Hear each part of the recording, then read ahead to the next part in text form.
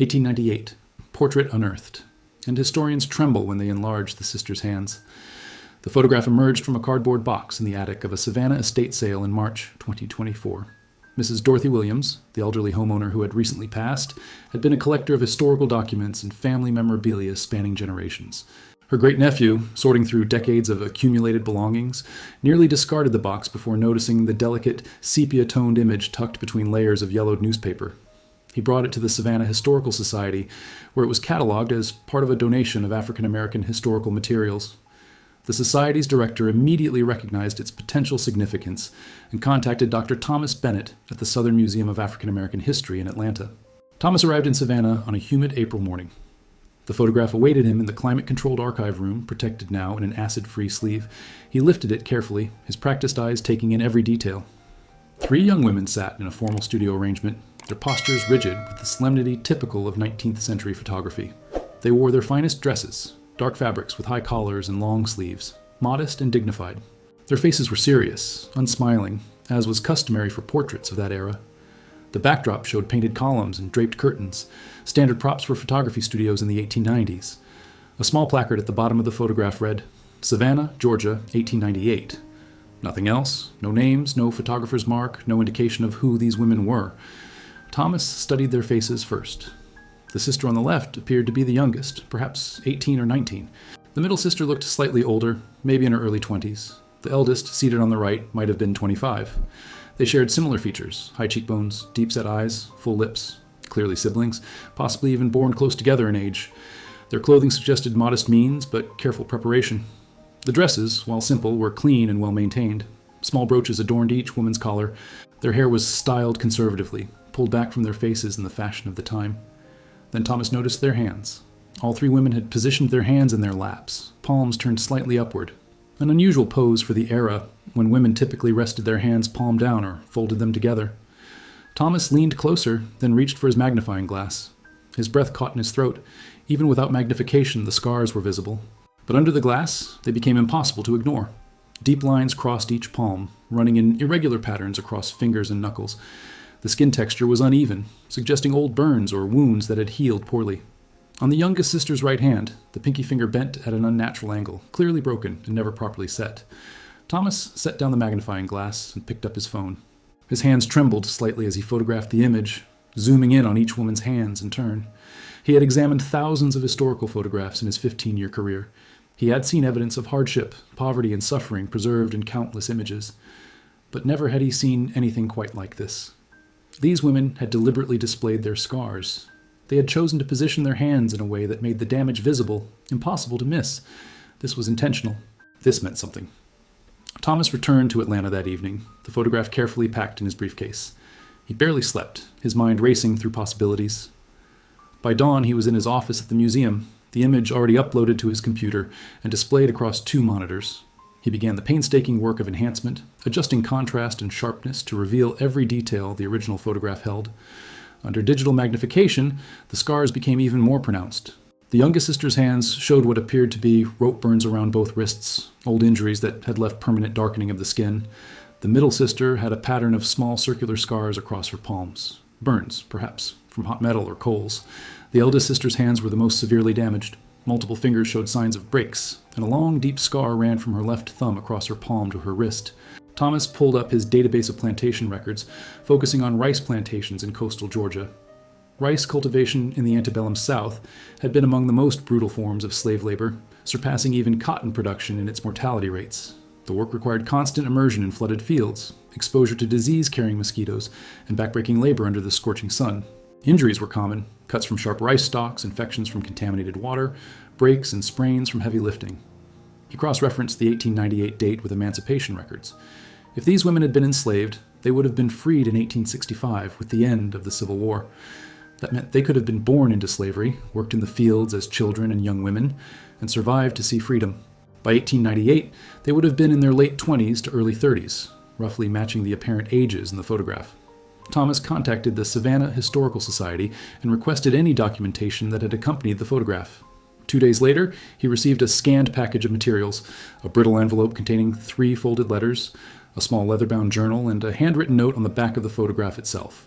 The note, written in careful script, read, Clara, Ruth, and Josephine, daughters of Rebecca, rice workers, Oakhurst Plantation, 1852-1865, free women, Savannah, Georgia, 1898. This portrait commissioned to remember what must never be forgotten. Thomas felt electricity run through him. Names, a plantation, a purpose. The photograph wasn't just a portrait, it was a memorial, a testimony, a deliberate act of historical documentation. He immediately began researching Oakhurst Plantation. Census records from 1860 listed it as one of the largest rice operations in Liberty County, Georgia, with over 300 enslaved people working its fields. The plantation had been owned by the Ashford family, wealthy planters who had built their fortune on rice exports to Europe and the Caribbean. Among the plantation records preserved at the Georgia Historical Society, Thomas found slave inventories, dehumanizing lists of human beings categorized by age, gender, and assigned value. He scrolled through the 1860 inventory, his stomach tightening with each entry until he found them. Rebecca, female, age 28, field hand, rice cultivation. Value, $800. Below her name, 3 more entries. Clara, female, age 8, child of Rebecca, field hand. Value, $400. Ruth, female, age 6, child of Rebecca, field hand. Value, $350.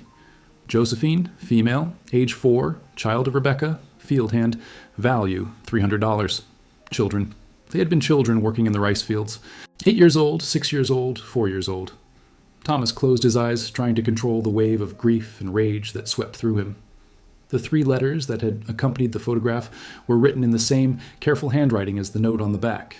Thomas arranged to examine the originals at the Savannah Historical Society's archive.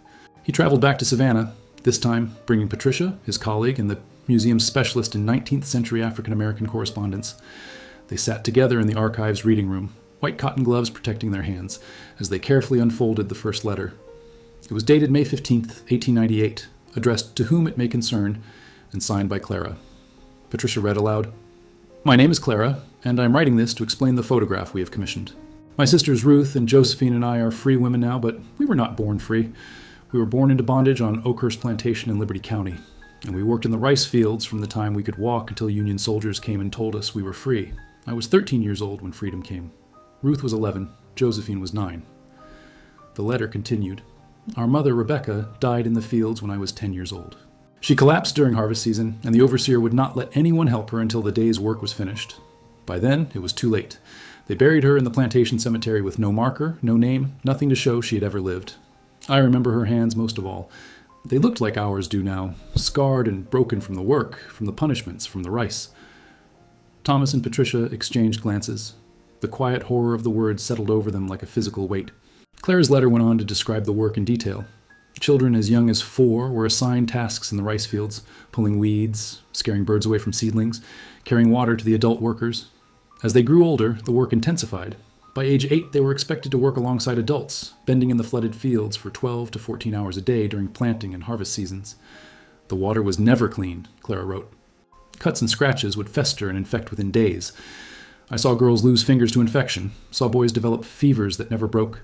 The overseer carried a whip and used it freely. My first scar came when I was 6 years old. I had moved too slowly, and he struck my hand with a cane. The bone broke but was never set properly. That is why my smallest finger bends the way it does.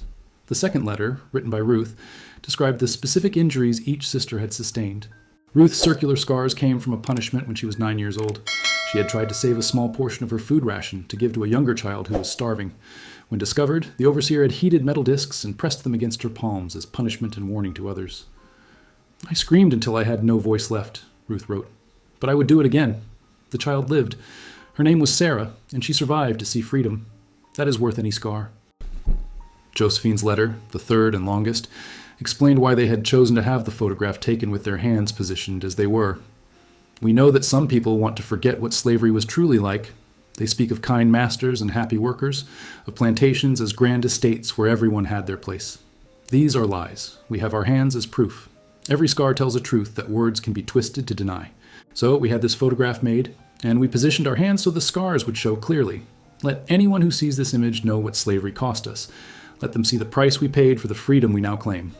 Thomas obtained permission to access the complete Oakhurst Plantation records, housed in multiple archives across Georgia. The Ashford family papers were split between the University of Georgia's special collections and the Georgia Historical Society. He spent 2 weeks traveling between Athens and Savannah, photographing documents and taking meticulous notes. The plantation ledgers were coldly detailed, recording every aspect of the operation with business-like precision. Production numbers, profit margins, expenses for equipment and supplies, and interspersed throughout, casual notations about human suffering that made Thomas's hands shake as he read them. An entry from August 1858. Rebecca's daughter Clara, disobedient during harvest. Corrected with 10 lashes. Production resumed. Clara would have been 6 years old. Another from September 1861. 3 field hands lost to fever this week.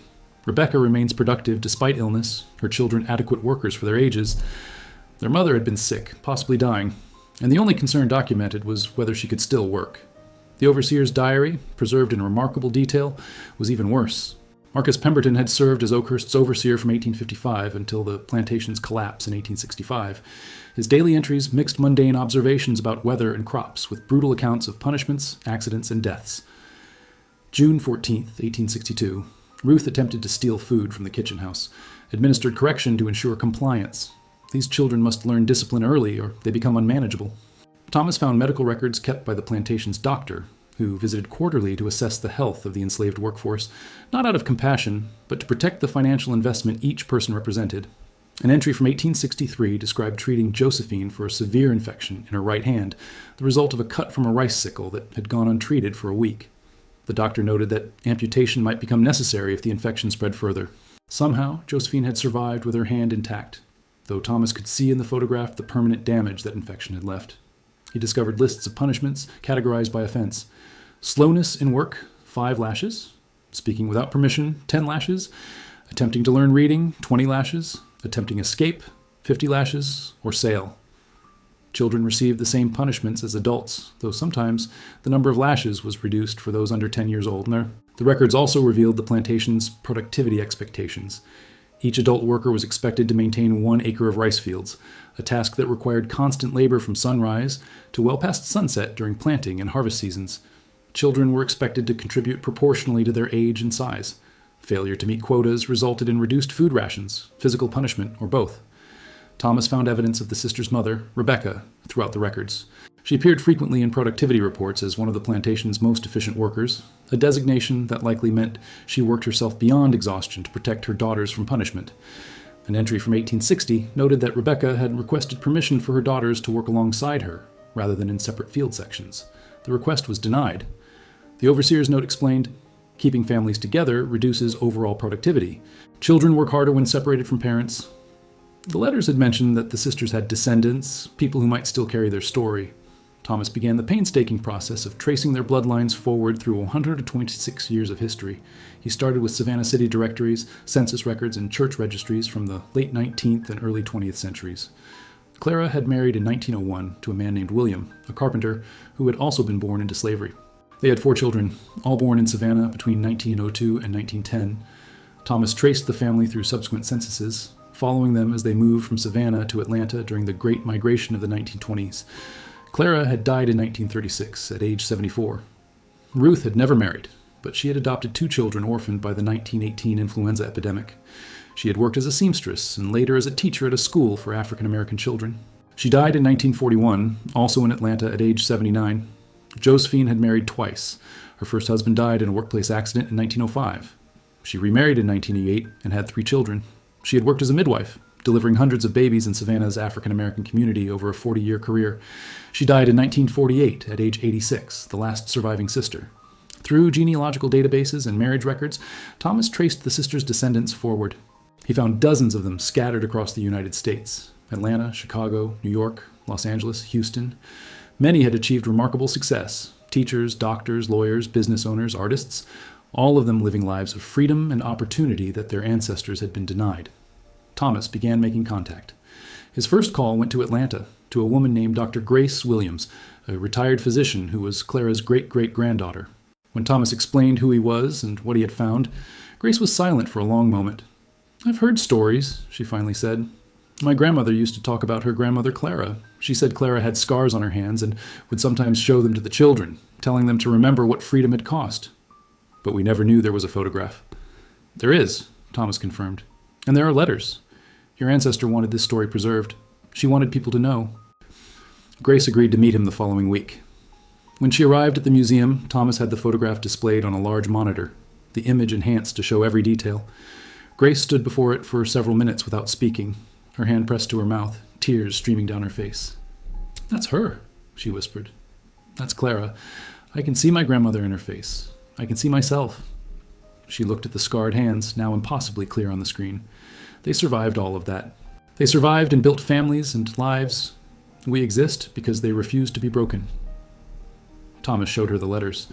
Grace read them slowly, carefully, occasionally stopping to wipe her eyes. When she finished, she looked up at him. "What are you going to do with this?" "Tell their story," Thomas said, "if you'll give me permission. I want to create an exhibition, publish the research, make sure people understand what these women endured and what they achieved." Grace nodded. "They wanted to be remembered. They created this photograph as testimony. Yes, you have my permission. Tell the world what they survived." As Thomas continued his research, he discovered that the sisters hadn't simply survived their enslavement. They had spent their lives fighting to ensure others understood what slavery had truly been. In the decades following the photograph, all three had become active in their communities, speaking publicly about their experiences during a time when many former slaves chose to remain silent about their suffering. He found newspaper articles from the early 1900s documenting their activism. A piece from the Savannah Tribune in 1903 described a speech Clara had given at the First African Baptist Church. Miss Clara spoke with quiet dignity about her years in bondage, the article reported. She showed her hands to the congregation, the scars still visible after nearly 40 years of freedom, and spoke of the brutal conditions she and her sisters endured as children in the rice fields. Her testimony moved many to tears and strengthened the resolve of all present to ensure such horrors never return. Ruth had worked with the National Association of Colored Women, an organization founded in 1896 to advocate for African American women's rights and social reform. In archived correspondence between Ruth and the organization's leadership, Thomas found letters where Ruth described using the photograph as an educational tool. "I carry the portrait with me when I speak," she wrote in 1905. "When people question whether slavery was truly as terrible as we claim, when they suggest that perhaps some masters were kind and some slaves were content, I show them our hands. I let the scars speak when words fail to convince." Josephine had focused her activism on education and healthcare in African American communities. As a midwife, she had delivered hundreds of babies and cared for countless mothers, many of them daughters and granddaughters of formerly enslaved people. In a diary entry from 1915, preserved by her descendants, she wrote, "Every healthy child I bring into this world is a victory over the system that tried to destroy us. Every mother who survives childbirth is proof that we are stronger than they believed. I think of my own mother who died because no one would help her when she collapsed in the field. I became a midwife to honor her memory and to ensure no other mother dies alone and uncared for if I can prevent it." Thomas discovered that the sisters had been part of a broader movement of formerly enslaved people who fought against the revisionist history already taking root in the late 19th and early 20th centuries. The lost cause narrative, which romanticized the antebellum South and minimized the brutality of slavery, was gaining traction in popular culture and academic circles.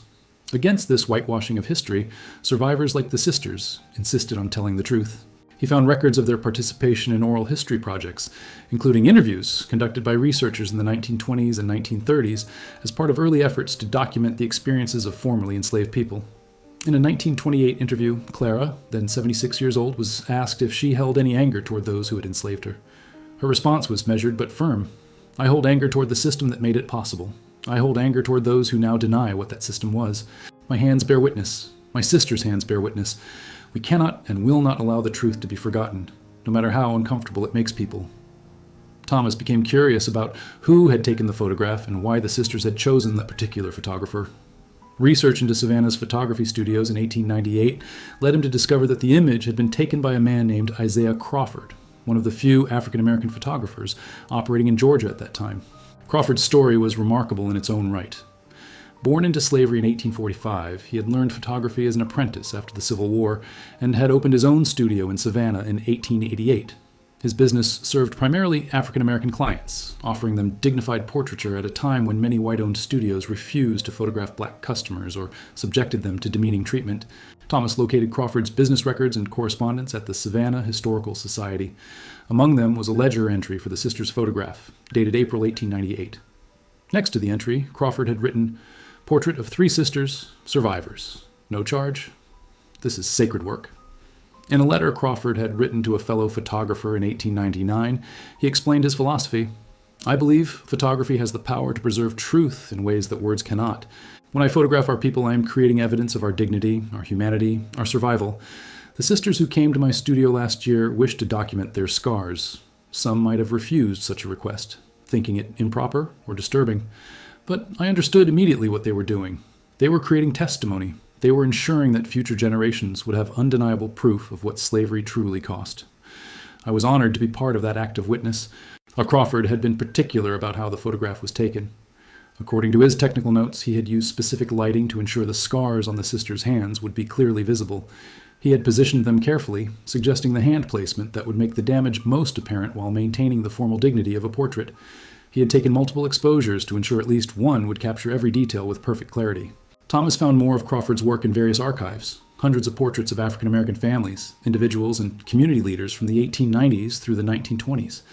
Many showed deliberate choices to document aspects of black life that white photographers ignored or misrepresented. Crawford photographed churches, schools, businesses, and social organizations. He photographed workers, professionals, children, and elders. He created a visual record of a community's resilience and achievement in the face of ongoing oppression. But the sisters' portrait held a special place in his archive. In a note attached to his personal copy of the image, Crawford wrote, "This is perhaps the most important photograph I will ever take. These women trusted me to help them tell a truth that must never be forgotten. I pray this image survives long after we are all gone, and that it continues to testify to what they endured and overcame." As Thomas prepared his research for publication and exhibition, he recognized the need to contextualize the sisters' story within the broader historical landscape of post-emancipation America. The photograph had been taken in 1898, a year that marked a particularly dark period in the history of race relations in the South. The Reconstruction era, which had offered brief hope for genuine equality and justice, had been systematically dismantled.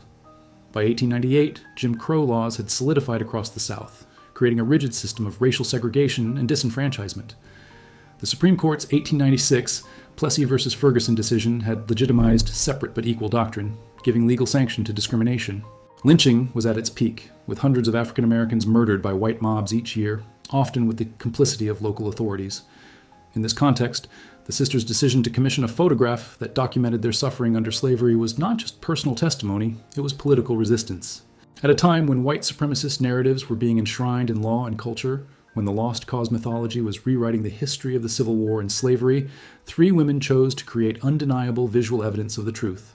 Thomas found parallels between the sisters' photograph and other forms of documentation created by African Americans during this period. Frederick Douglass, who died in 1895, had been one of the most photographed Americans of the 19th century, deliberately using photography to counter racist caricatures and assert black humanity and dignity. Ida B. Wells had used photography in her anti-lynching campaigns, documenting both the victims of racial violence and the thriving black communities that contradicted racist stereotypes. The sisters were part of this tradition of using visual evidence as a tool of resistance and truth-telling. But their approach was unique in its willingness to show not just achievement and dignity, but also suffering and trauma. They refused to allow their scars to be hidden or forgotten. Thomas also researched the rice plantation system specifically, understanding that this context was crucial to interpreting the sisters' injuries.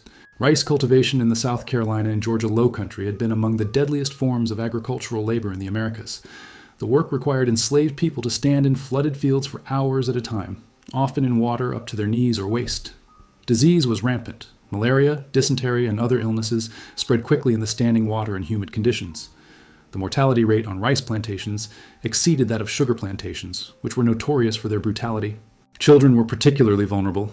Many died before reaching adolescence. Those who survived, like the sisters, bore permanent physical evidence of the trauma they had endured. By 1898, most rice plantations in Georgia had ceased operation, unable to compete with rice production in other parts of the world and unable to maintain profitability without enslaved labor. Oakhurst Plantation had been abandoned in 1866, its fields reverting to wetlands. The Ashford family had moved away, their wealth diminished but not destroyed. They left behind no memorials to the hundreds of people who had died building their fortune. But Clara, Ruth, and Josephine had created their own memorial. The photograph was their monument, more lasting than any marble statue, more truthful than any historical marker. Thomas spent 4 months developing the exhibition, working closely with the museum's design team and several descendants of the sisters. The exhibition would be titled Testimony and Scars, the Story of Clara, Ruth, and Josephine, and would occupy the museum's main gallery space. The centerpiece would be the photograph itself, enlarged to nearly life-size and displayed with careful lighting that replicated Isaiah Crawford's original technique. Visitors would be able to see every detail, not just the scars, but the sisters' faces, their clothing, their posture. The image would be presented not as an object of pity, but as an act of defiance and documentation. Surrounding the photograph would be the context, plantation records showing the sisters as children, the overseer's brutal diary entries, the letters explaining why they chose to document their scars, Crawford's correspondence about the importance of the photograph. Interactive displays would allow visitors to explore rice plantation labor, the physics of the work, the medical consequences of the injuries enslaved people sustained. But Thomas and his team were careful to balance the documentation of trauma with the celebration of survival and resistance. The exhibition would also showcase what the sisters accomplished after emancipation: Clara's community organizing, Ruth's work in education, Josephine's career as a midwife. It would trace their descendants forward, showing family trees that extended to the present day, demonstrating that the sisters' survival had made possible the lives of hundreds of people who came after them. Dr. Grace Williams, Clara's great-great-granddaughter, helped curate a section on the sisters' legacy. She gathered photographs, documents, and stories from dozens of descendants. Together, they created a wall of family photographs spanning from 1898 to 2024, a visual timeline showing how one family had grown and flourished despite the trauma at its roots. Thomas also worked with scholars to create educational materials for schools. The exhibition would include a curriculum guide for teachers, helping them use the sisters' story to teach about slavery, Reconstruction, Jim Crow, and the ongoing struggle for racial justice. The materials were designed to be age-appropriate for different grade levels while never shying away from the truth of what the sisters had endured. 2 weeks before the exhibition's opening, Thomas held a private preview for the descendants. More than 60 people attended, representing 4 generations of Clara, Ruth, and Josephine's families. They walked through the gallery in silence at first, taking in the magnitude of what had been assembled. When they reached the enlarged photograph, the room fell completely quiet. Grace stood at the front, her hand reaching out as if to touch her ancestors' scarred hands. Behind her, a young girl, Grace's great-granddaughter, Clara's great-great-great-great-granddaughter, asked in a small voice, "Did that really happen to them?" Grace knelt down to the child's level. "Yes, it did. And they survived it. And they made sure we would know about it. That's why we're here. That's why this matters." The exhibition opened in October 2024, exactly 126 years after the photograph had been taken. Media coverage was extensive. Local, national, and international news organizations sent reporters. The story resonated deeply. 3 women who had survived slavery's brutality, who had chosen to document their scars, who had created testimony that survived more than a century. On opening day, the line to enter the museum stretched around the block. Thomas watched as hundreds of people filed through the gallery, many stopping for long periods before the photograph, reading the letters, absorbing the weight of the story. He saw people weeping, holding each other, taking photographs of the displays to share with others who couldn't attend. A group of high school students from a nearby school came on a field trip. Their teacher had them stand before the photograph and asked them what they noticed. One student pointed to Ruth's circular scars. "Those are burn marks," she said quietly. "Someone did that to her on purpose. She was just a kid." The recognition of that fact, that these were children who had been tortured, visibly affected the entire group. The exhibition sparked conversations far beyond the museum walls. Historians began re-examining other photographs from the post-emancipation period, looking for similar examples of deliberate documentation of slavery's physical and psychological toll. Several other photographs were identified where formerly enslaved people had chosen to display scars, missing limbs, or other evidence of the violence they had survived. Academic conferences were organized around the photograph and what it revealed about resistance, testimony, and historical memory.